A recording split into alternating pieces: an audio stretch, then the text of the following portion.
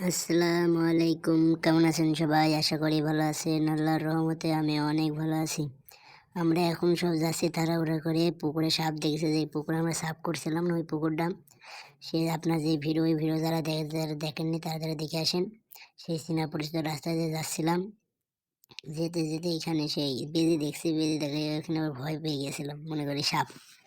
এই কারণে আমার তো আবার সাপে বেশি ভয়, এই কারণে দিয়ে এখানে ওই যে লোকজন দেখেন কত, পিছনেরও আসছিল দেখছেন।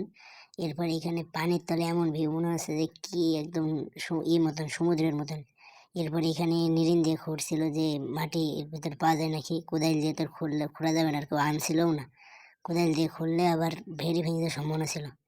এরপরে এখানে শুধু খোলস দেখছিল, আধা খোলস কেবল খুলতে পারছিল। এই দেখেন উপরে আবার হাইড মার দিল যে দেখা তুই ভালো করে দেখি। এখনো সাপ ভয় জালে খুললো না। সানসেট দেখতে দেখতে বাড়ি যাই। সে তখন আপনারা ভালো থাকেন, বাবাই। যারা অবশ্যই ফলো এবং সাবস্ক্রাইব করে দিবেন।